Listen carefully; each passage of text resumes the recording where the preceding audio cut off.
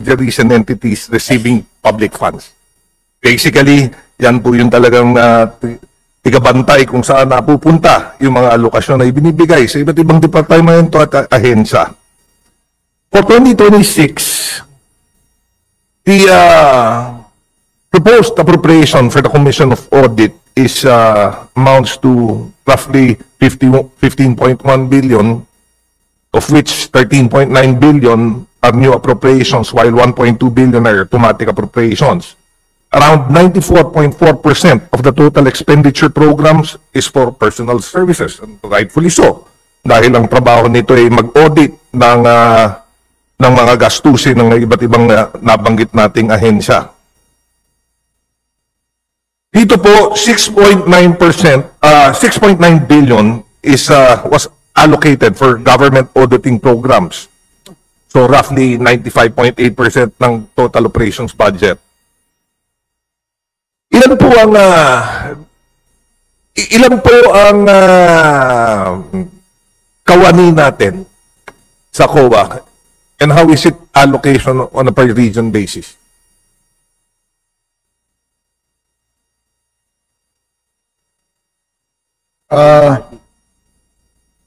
The COA's employees and officials are 8,800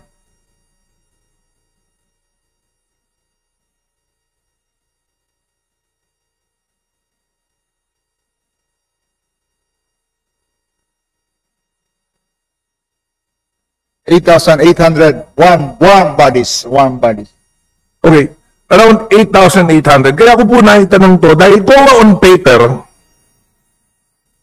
appears adequately resourced. Dahil nga napakalaki naman yung, malaki naman po yung alokasyon na naibigay dito.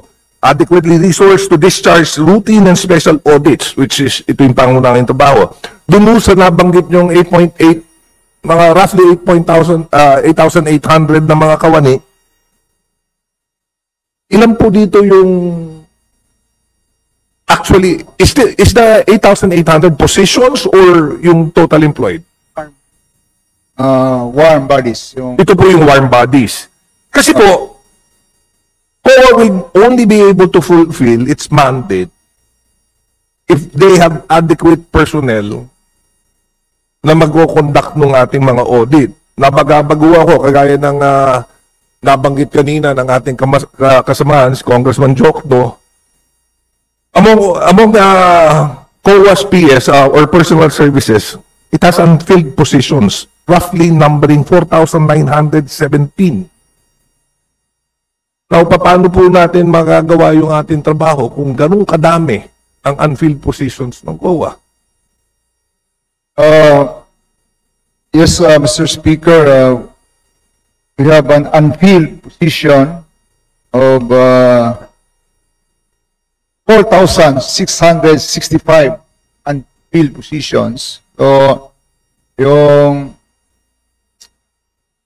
marami po dahil po na for the reasons mentioned before na mas marami pa ang nag-alisan kaysa pumapasok because of the COA's mababa yung sahod sa kanilang mga abogado, accountant, at saka technical people compared sa Bangko Sentral, PAO, sa other government counterparts. So, yes, Madam Speaker, Mr. Sponsor, alam ko ho, and alam ng COA kung bakit may ganitong problema. This has been a lingering problem of the Commission on Audit for several years now. But what steps has been undertaken to para maayos itong problema na ito? Because if we leave it as is, then the problem will never be resolved. Thank you for that question, Honorable Repletor. Ngayon po, mayroon tayong pending bill, no? Revision of the PD 1445, yung Auditing Code of the Philippines. Isa sa mga hinihingi doon yung exemption from salary in the standardization law, yung mga auditor, abogado, at saka technical people ng COA para hindi na sila alis pa, yung mga auditors. No? So, aside from that, right now, what the COA is doing, no? Para to encourage yung mga empleyado niya at saka binibigyan natin ng HMO, health health insurance. Mayroon din tayong kung empleyado hindi pa naging CPA, pinag-aral para maging accountant, may binibigyan ng master's degree, at saka mga service excellence awards, no? Saka ngayon, to decentralize the hiring, na hindi na lang centralize yung hiring, decentralize na per region na, no? To really attract young and talented professionals to the core of the COA. No? Oh. Meron din proposed retirement benefit bill to be incorporated doon sa division. The good interpreter can help that on during the passings of this bill. Okay, Madam Speaker, Mr. Sponsor, well, kung mapapansin nyo, itong pangakit na ginagawa ng COA, like yung HMO, halos lahat po ng kumpanya nagbibigay na ng HMO ngayon. So, we will not be differentiating COA kung ngayon lang ang maibibigay. Marami na rin mga kumpanya ang nagpapaaral sa kanilang mga empleyado for skills upgrade dahil lang magbebenepisyo rin yung kanilang pinagtatrabahuhan. Ang award tuwing Pasko binibigay ho yan. but siguro dito sa mga nabanggit po ninyo, maybe the decentralized hiring should be more given focus. Ako kasi nagtataka dahil alam nyo, the unemployment rate dito sa ating bansa ay napakataas, napakadaming tao ang walang trabaho, and most of the mga Filipinos who are employed are actually underemployed. More qualified than the positions that they are currently holding. In our country, the Philippine government is one of the largest employer. Kaya ako nagtataka, bakit walang pumapasok o nagkukulang ng kawani yung ating Commission on Audit? Maybe we should focus more because a shortage of auditors can lead to delays in completing audits, potentially affecting oversight and accountability in government. Matanong ko, dun sa 8,800 na warm bodies natin, ilan po yung accountant?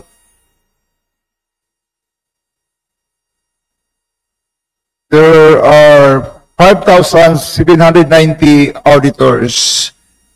At quite sure, during yung pumapasa ng accountancy, ang COA, andoon, gawa silang book para bigay ng leaflets to entice these young accountants pumasok sa COA.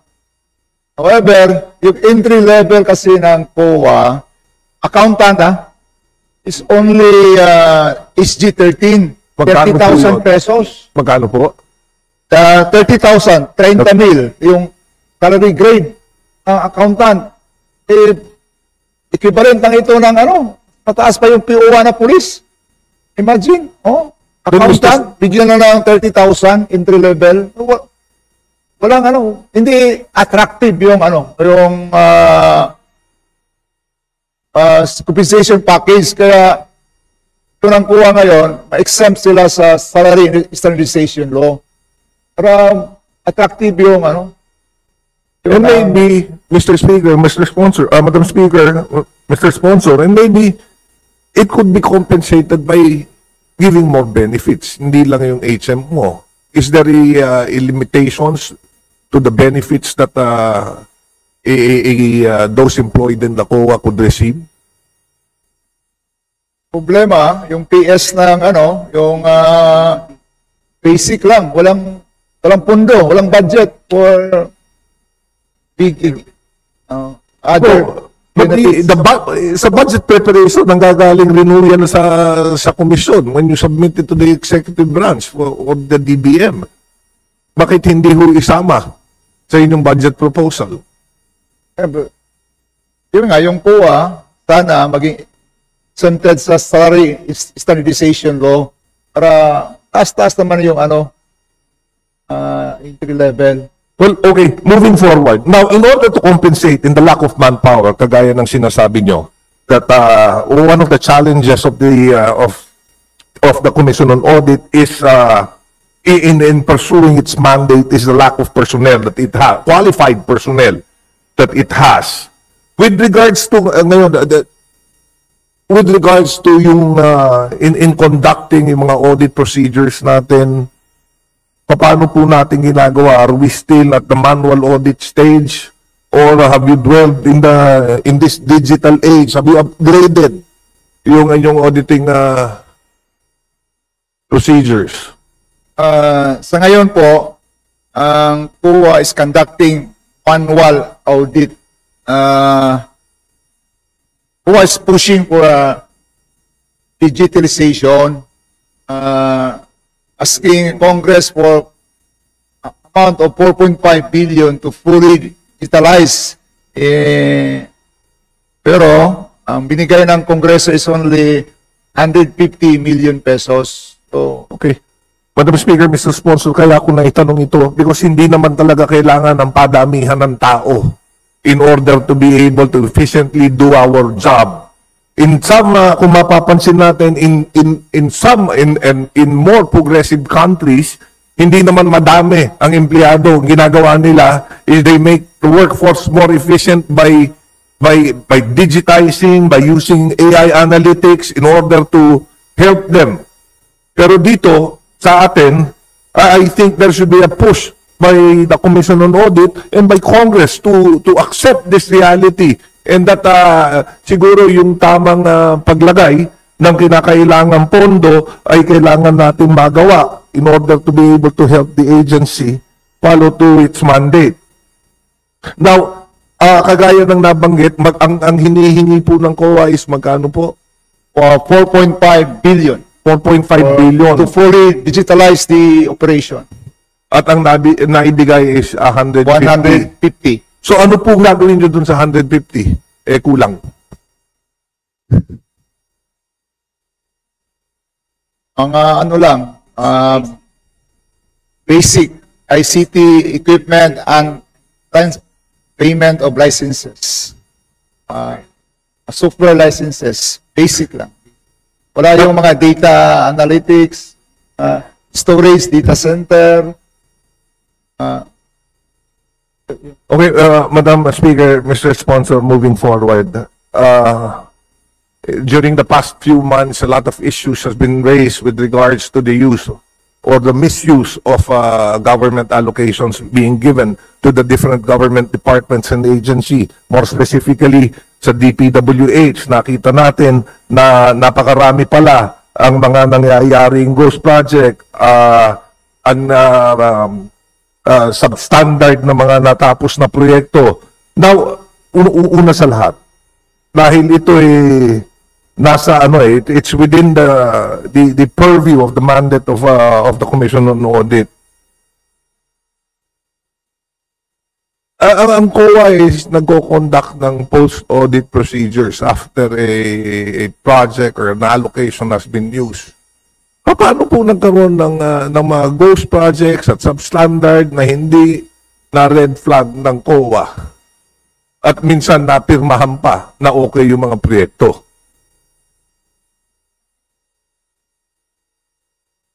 Ano nangyari? Ang COA po ay hindi po siya signatory sa transactions o payment ng isang proyekto. Ano po yun? It is management responsibility. But COA po walang kinalaman sa pagbayad. Ang COA is what we call post-audit, Yes. after the fact. Yes. Madam Speaker, Mr. Sponsor, totoo yung sinabi nyo, ang COA conducts post-audit Pero pagka nag-conduct ng post-audit, then yung mga pagkukulang would have been cited.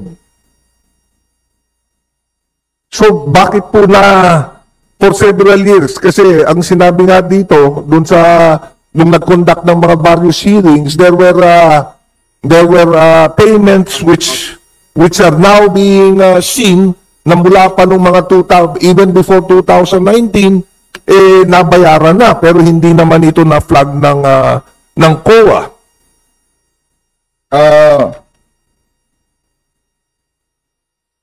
Ang COA po, specifically with regards to this FCP, Flood Control Project, or for DPWH,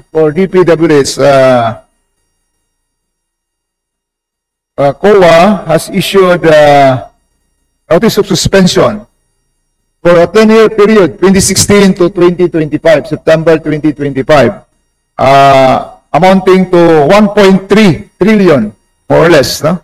Notice of disallowance, 5.8 billion, more or less. A notice of charge, 8.8 million. So, ang rason po, bakit minsan hindi po na flag, aside from it's conducted being post-audit, sa dami-dami, imagine in the Bulacan, first district engineering office, dalawa lang pong kuha doon. Yung supervising auditor at saka yung isa, assistant. Dalawa lang sila. And this covers tatlong distrito. First, second, and fifth district engineering office. At saka 8 LTO kabuong bayan. 8 LTOs, Land Transportation Office. Dalawa lang. It is physically impossible. Lahat po ng transaction ay audit ng COA. Okay. Physically impossible. No, Madam Speaker, Mr. Sponsor, kagaya ng nabanggit nyo, it may be physically impossible to conduct the audit, but that situation has been existing for several years now. Bakit hindi inayos? Kung kulang pala ng tao, kulang ng kawani, then bakit hindi nadagdagan yung mga tigabantay? Yung at yung mga tiga-audit? Yes, distinguished interpolator. Yung 2022, yung COA submitted to DBM, more or less 123 positions for Region 3. Bulacan is part of Region 3. Tinanggal po ito ng DBM, kaya nagkulang yung tao for Region 3. 123. No? 123 positions tinanggal. So, ngayon, COA is asking for reconsideration sa DBM na i-restore, ibalik yung 123 positions. So yun ang nangyari. Lalo, wala nang tagabantay. Dalawa lang sila. 2 of them for all these agencies, 8 LTO, 3 district engineering office. So yun ang nangyari. We hope that DBM will restore the 123 positions for Region 3, including Bulacan. Okay. But siguro hindi lang po, Madam Speaker, Mr. Sponsor, hindi lang siguro Region 3 ang may problema. I think this is a recurrent problem in the entire country. Yes. And I think this has to be given attention. Madam Speaker, Mr. Sponsor, may tanong ko lang, ano ba yung aging table natin for unresolved notice of disallowances?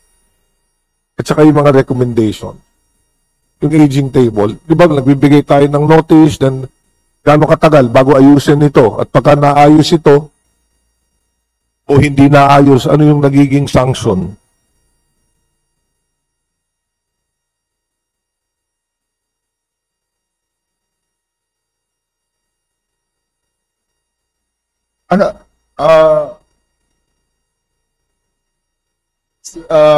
Madam Speaker, good interpolator, ano po yung tanong? Yung ang tinatanong ko, yung aging table for unresolved notices kasi nabanggit niyo yung mga notice of disallowance at saka may recommendations and of course penalties if these mga audit observations are not fixed. Gaano katagal yun? How long are we ang ibinibigay doon sa mga ahensya o departamento na who are non-compliant?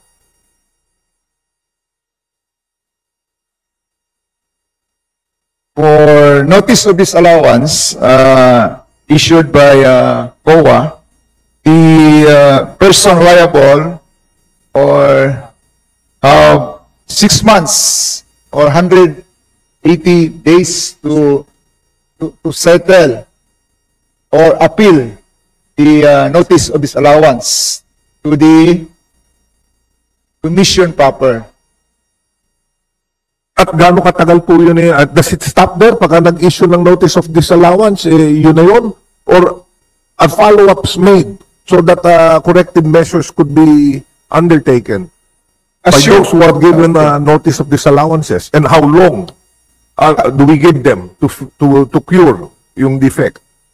Assuming hindi po na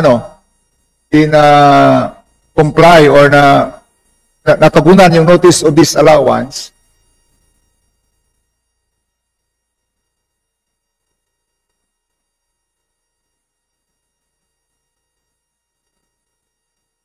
so the COA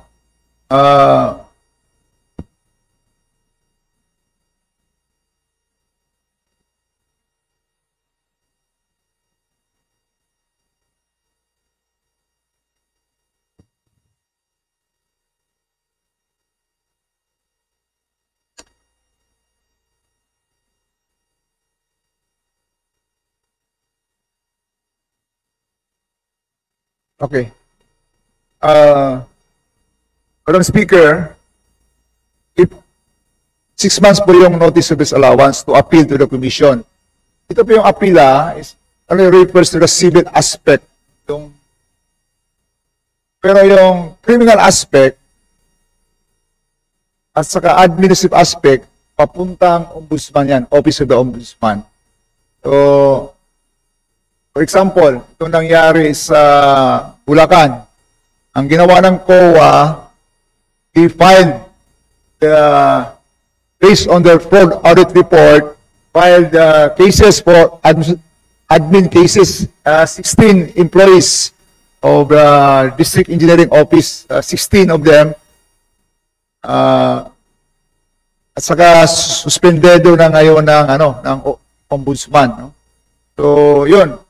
Yung iba, yung mga posting nila, hindi kaya na-dismiss na.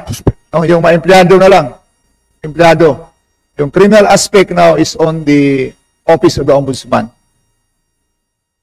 Now, ganito lang. Kanina, Madam Speaker, Mr. Sponsor, nabanggit niyo po kanina na kaya madalas pagka mayroong isang gastusin o disbursement na ginagawa ang isang departamento o ahensya, nababayaran na o na-release na yung pera bago pa masita ito ng COA. It's because post-audit ang ginagawang pagkonda ng COA. Dati-rati naman, nagpi-pre-audit ang COA Bakit po natigil yung pre-audit? Dahil ang importansya, the importance of a pre-audit is because it creates a comprehensive readiness. A checklist aligned to relevant relevant standards. And parang nagkakaroon ng mock audit ito an internal walkthrough to surface issues early on. Para ito may nababantayan po. Nagkakaroon ng mga milestones para pagka nag-release rin ng pera, mayroong mga milestone para na-check ang COA kung tama yung binayaran, dun sa tama yung accomplishment, dun naman sa nabayad. Bakit hininto ito? Among others, the reason bakit natigil itong pre-audit dahil po sa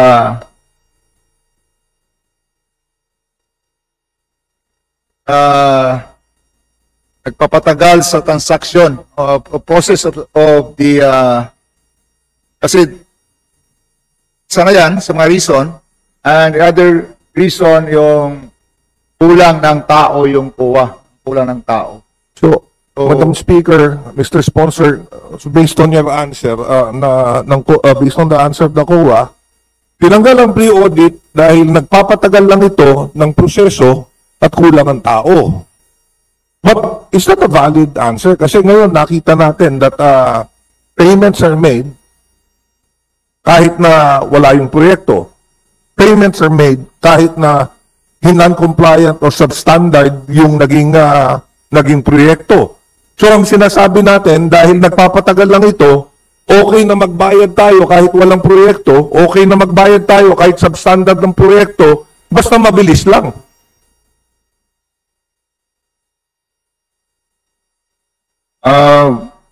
Madam Speaker, kung ibalik natin yung pre-audit, no?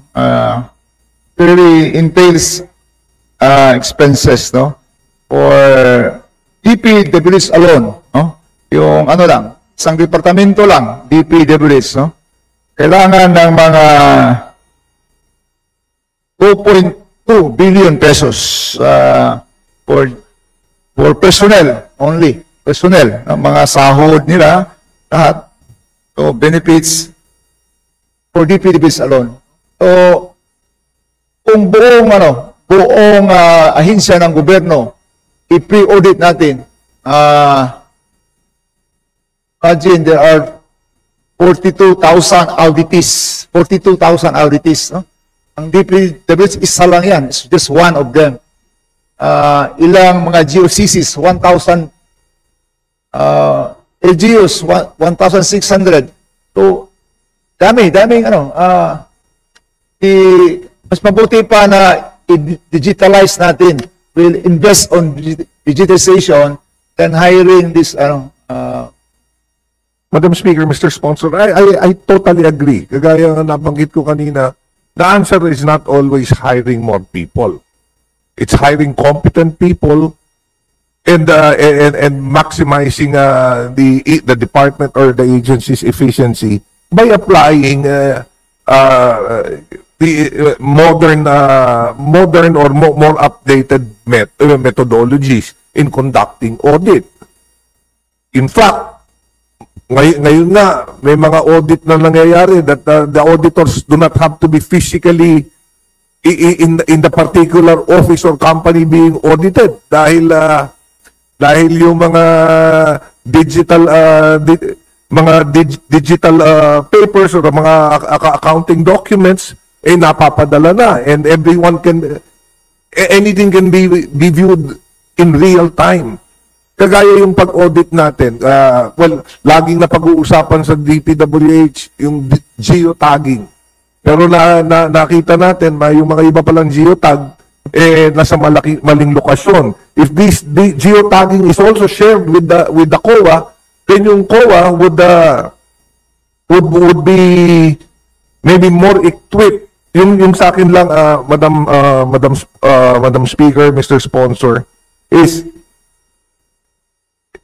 if we want to cure defects that we see in how the government spends its money, then we have to equip those tasks na para bantayan ang paggastos properly. Not really by adding more employees, but by providing them sufficient arms, sufficient number of employees, sufficient equipments that they could use to conduct the proper auditing. At siguro po, sa atin dito sa Kongreso, ito yung mga bagay na dapat natin bigyan pansin, bigyan tuon, para naman magkaroon ng kasagutan yung matagal na hinihingi ng ating mga taong bayan, na ating kapwa Pilipino, na maayos natin ng mabuti at ma-secure yung pinaghirapang buwis na kinukuha sa kanila, magastos naman ng ating gobyerno at pamahalaan properly. So, Madam Speaker, Mr. Sponsor, with this observation at manifestation, nais ko na rin pong imungkahi na ating ipinid na ang panahon ng debate, talakayan dito sa budget proposal ng Commission on Audit. Thank you. Salamat po. Distinguished interpolator, thank you. Do we hear? Yes, Madam Speaker, as I mentioned earlier, aking minumungkahi na ating ipinid na ang panahon ng talakayan, or may I move that we terminate the period of interpretation and debate. Majority Leader. Madam Speaker, on the part of the majority, we join the minority in the motion to terminate the interpellations on the proposed budget of the Commission on Audit. There is a joint motion to terminate the interpellations and debate on the proposed budget of the Commission on Audit. Any objection? Hearing none, said motion is carried. Thank you, Madam Speaker. Thank you, distinguished colleagues. Session suspended.